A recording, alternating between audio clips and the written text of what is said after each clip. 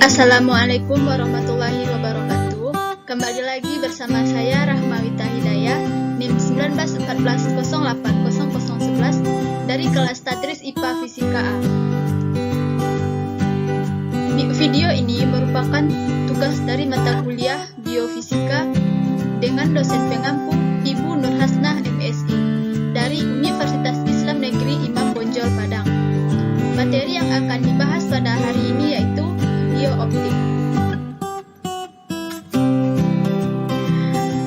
Materi yang pertama yaitu pengertian biooptik. Biooptik tersusun atas kata bio dan optik. Bio berkaitan dengan makhluk hidup atau zat hidup atau bagian tertentu dari makhluk hidup. Sedangkan optik dikenal sebagai ilmu fisika yang berkaitan dengan cahaya atau berkasinan. Materi berikutnya struktur dan fungsi organ mata. Panca indera memiliki fungsi untuk mengenali setiap perubahan lingkungan, baik yang terjadi di dalam maupun di luar tubuh. Indera yang ada dalam manusia ini memiliki sel-sel reseptor khusus yang memiliki fungsi untuk mengenali perubahan lingkungan yang sedang terjadi. Salah satu panca indera yang dimiliki manusia adalah mata. Struktur dari mata ini diantaranya yaitu yang pertama kornea. Kornea merupakan bagian penting yang bersifat tembus pandang dan terletak di lapisan terluar, yang berfungsi sebagai tempat masuknya cahaya pertama kali sebelum akhirnya cahaya dapat masuk ke sel-sel penerima di bagian dalam mata. Yang kedua yaitu pupil. Pupil merupakan bagian lingkaran hitam di bola mata yang sebenarnya adalah tempat lewatnya cahaya ke dalam mata. Fungsinya yaitu mengatur banyak sedikitnya cahaya yang masuk. Yang ketiga yaitu iris. Iris merupakan bagian berwarna yang berwarna di sekitar pupil. Fungsinya yaitu berperan dalam memberi warna pada mata. Yang keempat yaitu retina atau dikenal juga dengan nama selaput jala. Retina merupakan lapisan sangat tipis yang peka terhadap cahaya. Posisinya berada di dinding paling dalam yang berfungsi untuk menangkap bayangan benda. Yang kelima yaitu lensa mata. Lensa mata merupakan bagian yang bersifat lunak dan transparan yang terletak di bagian belakang iris. Lensa mata ini berfungsi untuk mengumpulkan dan memfokuskan cahaya agar bayangan suatu benda dapat jatuh di tempat yang tepat. Kemudian yang keenam, sklera atau selaput putih, yaitu bagian dinding putih mata yang berfungsi melindungi struktur mata dan membantu mempertahankan bentuk mata. Selanjutnya yang ketujuh, saraf optik yang berfungsi untuk meneruskan informasi visual benda yang diterima retina menuju otak. Yang selanjutnya, koroid. Koroid merupakan dinding mata yang berfungsi sebagai penyuplai oksigen dan nutrisi untuk bagian-bagian mata yang lain, khususnya untuk retina. Kemudian yang kesembilan, titik buta merupakan bagian yang berfungsi untuk meneruskan dan membelokkan berkas saraf menuju otak. Materi yang ketiga yaitu peran cahaya dalam penglihatan manusia. Proses penglihatan yaitu proses masuknya cahaya ke dalam mata, yang artinya mata kita dapat melihat benda karena adanya cahaya yang mengenai benda tersebut kemudian dipantulkan ke mata kita. Oleh sebab itu, cahaya sangat penting bagi indera penglihatan manusia karena dengan adanya cahaya, manusia dapat melihat. Proses penglihatan ini ada beberapa langkah. Yang pertama yaitu cahaya memantulkan objek dan mengirimnya pada garis lurus menuju mata. Kemudian, cahaya melalui kornea menuju pupil dan diteruskan ke lensa mata. Kemudian, kornea dan lensa membelokkan cahaya agar difokuskan ke retina. Fotoreseptor pada retina mengkonversi cahaya menjadi gelombang elektrik, kemudian melalui saraf optik menuju ke otak. Dan terakhir, otak memproses sinyal-sinyal itu Yang materi selanjutnya, pemrosesan informasi ke mata. Yang pertama yaitu persepsi visual. Persepsi visual adalah proses interpretasi cahaya yang masuk ke mata menjadi informasi visual yang spesifik di otak. Cahaya mengalami refraksi yang melewati pupil kemudian mencapai retina.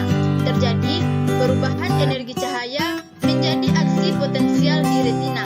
Sinyal yang terbentuk diteruskan ke nervus opticus, chiasma opticus, tractus opticus, corpus geniculat lateral, dan korteks cerebri. Iris mengatur jumlah cahaya yang masuk melewati kornea untuk mencapai fotoreseptor retina. Iris memiliki dua kelompok jaringan otak polos, yaitu otak sirkuler dan radial. Saat otak sirkuler berkontraksi, pupil mengecil untuk mengurangi jumlah cahaya yang masuk. Saat otak radialis kontraksi, pupil melebar di cahaya redup untuk meningkatkan jumlah cahaya yang masuk. Materi yang kelima, proses kerja alat bantu melihat pada manusia. Mekanisme kerja mata mirip dengan fungsi kamera. Mata kita dapat melihat dengan tajam apabila pancaran cahaya dari suatu objek jatuh tepat di titik fokus saraf mata atau yang dikenal dengan sebutan retina. Bagian mata yang kita sebut sebagai pupil akan berfungsi sebagai jendela yang akan mengatur jumlah cahaya yang masuk ke dalam mata. Apabila pancaran cahaya tidak jatuh tepat di retina, maka bayangan objek akan menjadi kabur.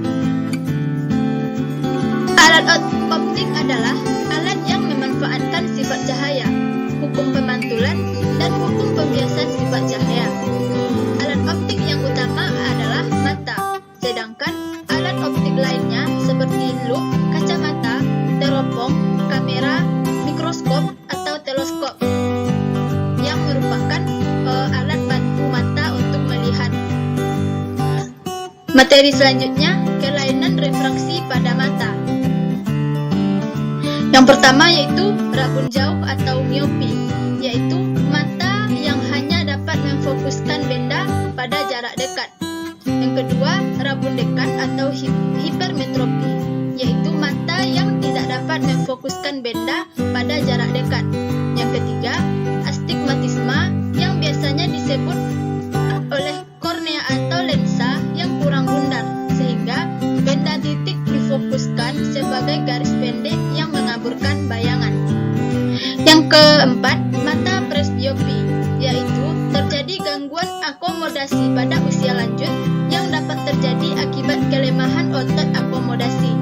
Lensa mata tidak kenyal atau berkurang elastisitasnya akibat sklerosis lensa. Yang terakhir, mata katara atau mata burak, yang terjadi karena cairan dalam lensa keruh serta lensa mata kelihatan. Materi yang berikut yaitu pengertian fotoreseptor dan perannya bagi makhluk hidup. Pengertian fotoreseptor. Fotoreseptor ini merupakan cahaya yang masuk melalui kornea dan diatur jumlahnya oleh pupil dan akan diterima oleh reseptor yang ada pada retina, yang terdiri dari sel batang dan sel kerucut. Peranan fotoreseptor ini pada makhluk hidup, yang contohnya pada tanaman sebagai respon terhadap cahaya. Cahaya adalah faktor paling penting yang mempengaruhi tanaman. Panjang gelombang cahaya berkisar dari UV sampai A sampai cahaya merah menuju jauh yang dirasakan oleh beberapa fotoreseptor untuk mengenali lingkungan cahaya. Materi berikutnya, konsep mata majemuk atau faset pada serangga. Mata faset adalah mata majemuk yang dimiliki arthropoda, seperti mata serangga maupun mata krustasea, di mana mata terdiri dari bentuk unit berulang atau omatidia, yang masing-masing memiliki fungsi sebagai visual reseptor terpisah. Omatidium serangga akan terdiri dari bagian lensa tunggal, di mana tampak dari depan membentuk masing-masing single facet, kerucut kristal transparan atau crystalline cone. bagian sel visual di mana sangat peka terhadap cahaya dan memiliki pola radial mirip bagian-bagian yang ada pada sebuah jeruk, serta sel pigmen di mana memisahkan omatidium satu dengan omatidium lainnya.